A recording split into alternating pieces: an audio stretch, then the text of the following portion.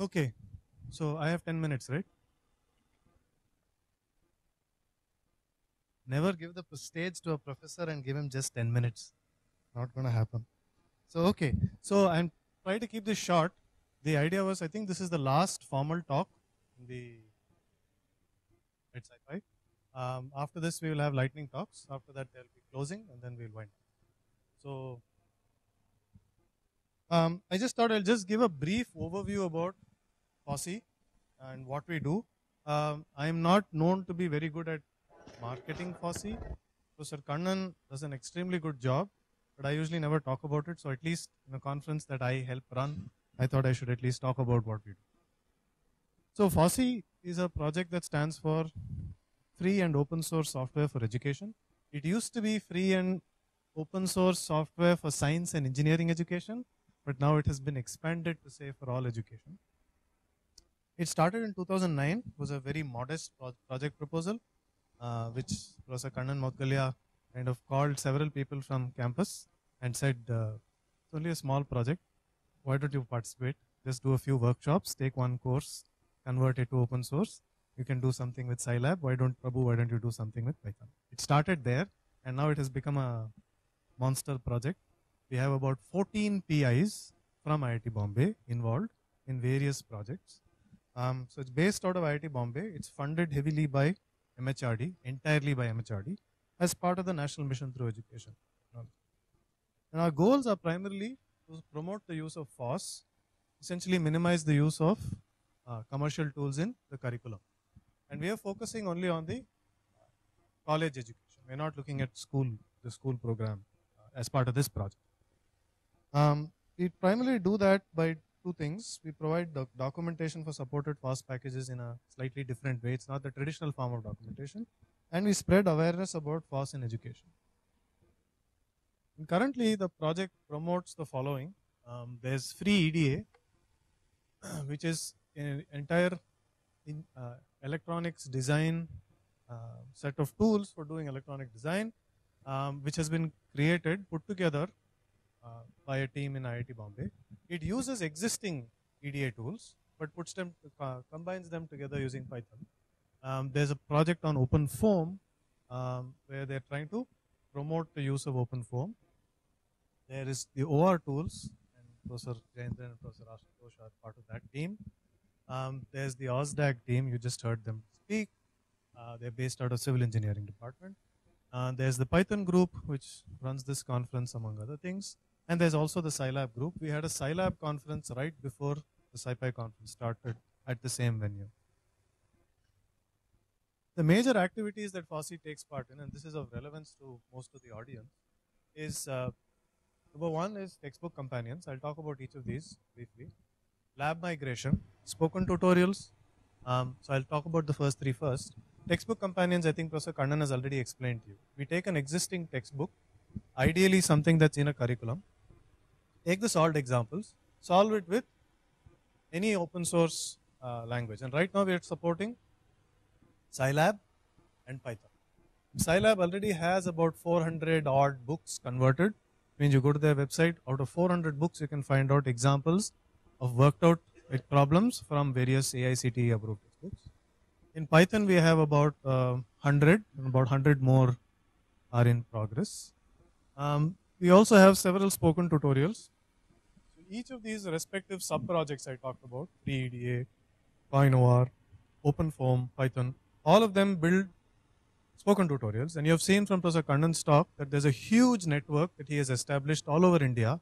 That's a sister project called the Spoken Tutorial Project. They have an entire network. They manage all of these events. They manage all of the spoken tutorials, the website, and all of that.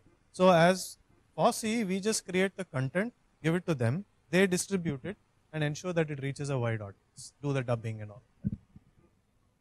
We also came up with a course called Software Development Techniques for Engineers and Scientists, which is an approved course at IIT Bombay, which we're going to run again next semester.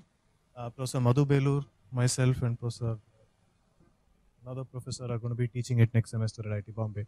Now this course talks about version control, Python, Bash, LaTeX, test-driven development, things like that. and it's a formal course that a student can take up. And the idea is we want people to become better programmers and use the right set of tools to do their computational tasks. This material is also available while we're still fine tuning it. As soon as it's nicely done, we'll probably make it all available. The material is actually already available, but it's not in a presentable form yet.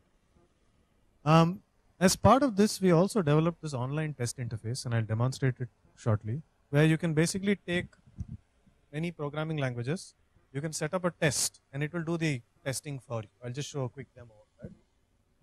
And then we run the annual SciPy conferences. So this is broadly some of the major activities that we do. So as I explained, the textbook companion activity is very nice in the sense that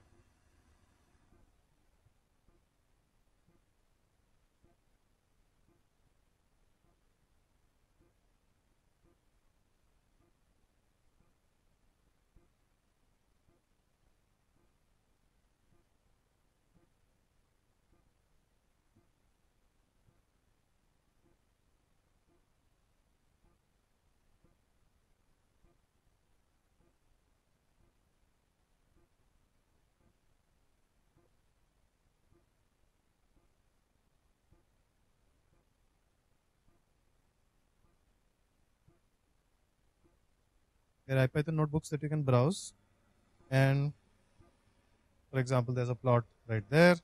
And if you have a comment, you can go to the bottom, comment on it, and leave a comment for the creator of this book.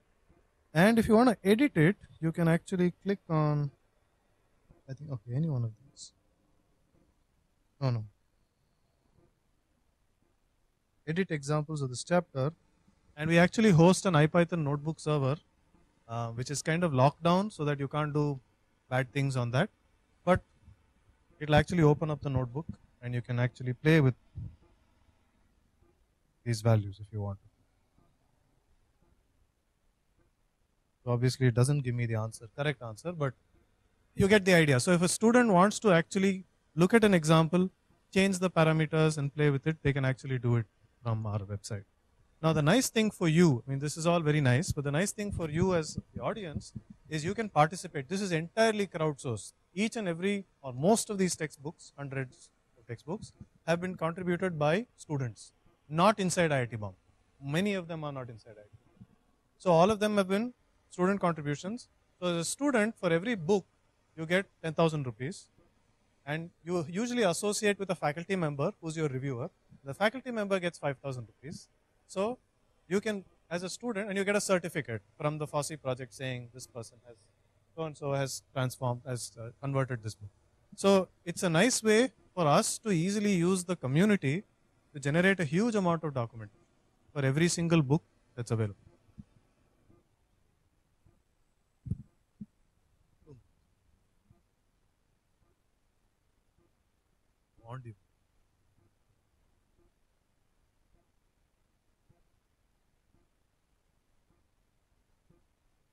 The other activity, this is more relevant to SciLab, is lab migration. So there are many labs which use MATLAB extensively.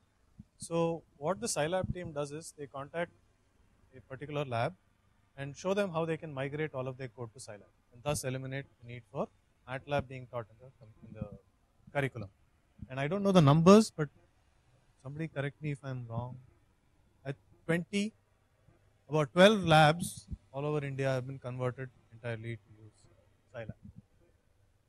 We'd like to do this for other labs as well. I don't know about the exact numbers, but if there is a lab that needs to switch over to something, we are actually in a position to help. As regards spoken tutorials, you've already seen what we have. Professor Kannan showed you several of the Python spoken tutorials.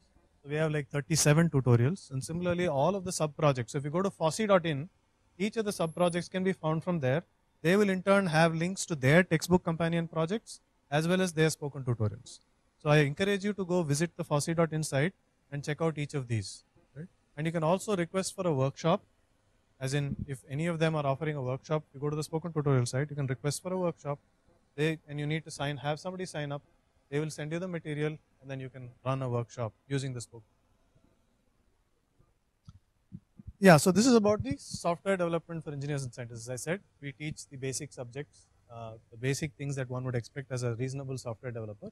And this material is also going to be made available, as well as the tools that we use in order to do the assessment and things like that. So here's a quick demo of our online test application. We've talked about this at some other SciPy, but maybe I'll just quickly demo it because they've cleaned up the interface. So basically you log in. So I'm going to log in as my test. And soon the spoken tutorial team is actually going to start using this. I think it's already integrated, but I don't know when they're going to deploy it full time. When I log in, it basically tells me there are these two tests I can take. There's a demo Python research assistant. So when we hire new people to FOSSEE, we actually give them an online test to make sure that they can program. So here's a little demo test. It's a prerequisite for the actual test. So here are some instructions saying don't cheat, don't do this or that. So here's the test. We have 5 minutes to go. So let's see if we can. Let's see if you can help me answer this. We're given a function mySum below. It takes two numbers as arguments. You have to complete the function, so it returns a summation of both the values passed as arguments. Right? So when somebody give me some wrong code, so I'll just say A plus B. When I say check answer, it says sorry, incorrect. It says assertion error. Assert mySum 9934 is 1. Obviously, this message could be a little better. So let me now be bad and say while true pass. Or let me make a syntax error. Okay, indentation error. So it got that's very nice. But let me now make it break. Hopefully I've locked out. No, I've not. So it actually checks for. It does a timeout, runs it safely, and it has an infinite loop. It will say it takes 2 seconds. Sorry, we have a timeout, fixed timeout. If we have a problem, it takes more than 2 seconds. But anyway, so if I wanted to give the right answer,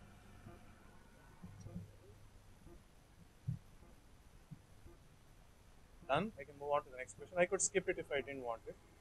I don't know if multiple choice. Multiple choice, obviously I can't do it multiple times. A programming test, you can test as many times as you want.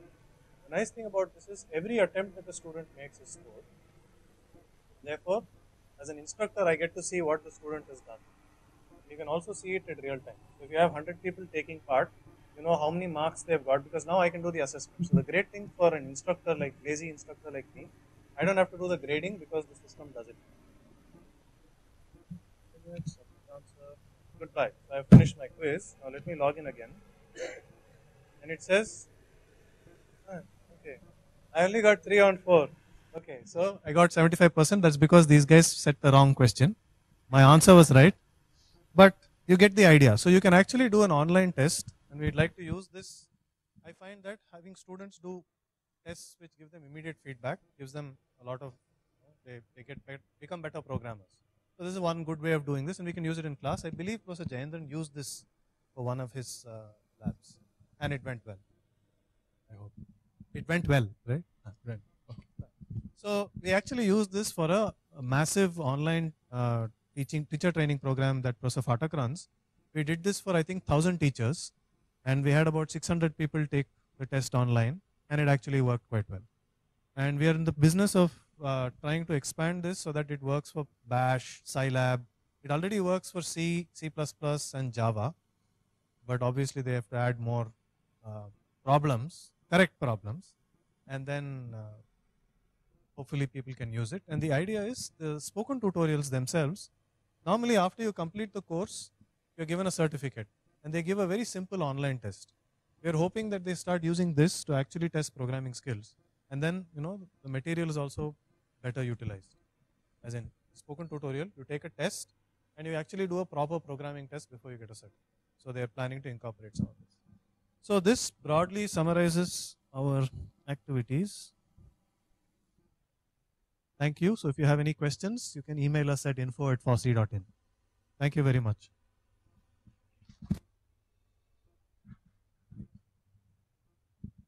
So I think we have time for a question or no time?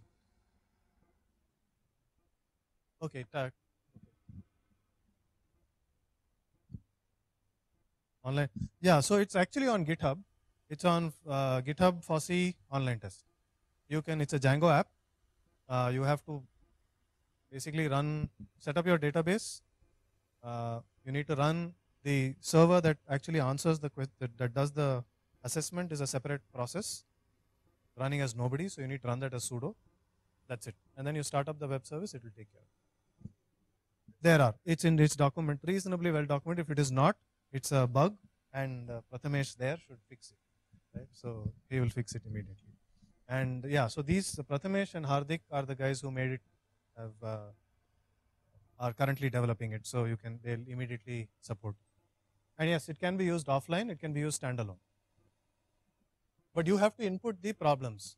And the assessment, the tests have to be done in the form of unit tests, assertion statements or whatever for every problem. Multiple choice can be done. And they're adding more types as well. So that's yes. SDES also? Other students as an outside IIT Bombay? No. Currently, so we've actually run the course only once in IIT.